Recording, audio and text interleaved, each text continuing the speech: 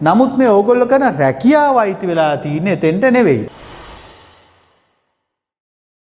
අපිට සේල්ස් ගැන කතා කරනකොට මේ සේල්ස් විෂය කොතනින්ද පටන් ගන්න? අපි මාකටිං මික්ස් එක ඇතුළත ඕගොල්ලෝ අපි දන්නවා ප්‍රොඩක්ට් මාකට් එකක් තුල ප්‍රොඩක්ට් ප්‍රයිස් ප්ලේස් ප්‍රොමෝෂන් කියලා 4 piece අපිට දකින්න පුළුවන්. ඒක තමයි අපි මාකටිං මික්ස් එක කියලා හඳුන්වන්නේ. ඉතින් අපි බලමු මේ සේල්ස් කියන එක කොතෙන්ටද අයිති කියන එක. සේල්ස් කියන විෂය ගත්තොත් මාකටිං වල තියෙන එක පාර්ට් එකක්. ඒ මාකටිං වල තියෙනවා මේ තුන්වෙනි P එකේ විස්තර කරනවා ප්ලේස් කියන එක. මේ ප්ලේස් කියන එක අපි විස්තර කරන්නේ භාණ්ඩයක් හෝ සේවාවක් පාරිභෝගිකයාට නියම වෙලාවට නියම ප්‍රමාණය නියම ස්ථානයේ තියනවා කියන එක තමයි මේ ප්ලේස් කරනවා කියන එක අදහස් කරන්නේ. එතන තමයි මේ සේල්ස් ඇන්ඩ් ඩිස්ට්‍රිබියුෂන් කියන කතාව කතා කරන්නේ. නමුත් මේ ඕගොල්ලෝ කරන රැකියාව අයිති වෙලා තියෙන්නේ එතෙන්ට නෙවෙයි. මේක ක්‍රියාවලිය. මේ රැකියාව අයිති ඕගොල්ලෝ දන්නවා ප්‍රොමෝෂන් කියලා අවසාන P එක තියෙන. ඒකේ තියෙනවා ප්‍රොමෝෂනල් මික්ස් කියලා. කොටස් පහක් අන්තර්ගතයි. මෙන්න මේ ප්‍රොමෝෂනල් මික්ස් එක ඇතුළත තියෙනවා පර්සනල් සෙලින් කියලා කතාවක්. මෙන්න මේ පර්සනල් සෙලින් ඇතුළත තමයි මේ සේල්ස් ක්‍රියාවලිය සිද්ධ වෙන්නේ. මේ කරන පුද්ගලයා අයිති මෙතෙන්ට. හැබැයි P4 සේල්ස් කියන කොටස අන්තර්ගත වෙලා තියෙන ප්ලේස් කියන එකට.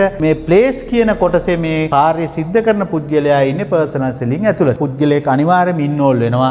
ඒකට යාට තියෙන ඇබිලිටි එකක් නැත්නම් සේල්ස්මන්ෂිප් එකක් තියෙන්න ඕන. ඒක නිසා ඔයගොල්ලෝ කරන රස්සාව නැත්නම් ඔයගොල්ලෝ කරන විෂය අන්තර්ගතයි මේ ප්ලේස් කියන තැනට. ඒත් එක්කම ඔයගොල්ලෝ කරන රැකියාවේ ක්‍රියාවලිය අන්තර්ගතයි මේ පර්සනල් සෙලින් කියන කොටසට.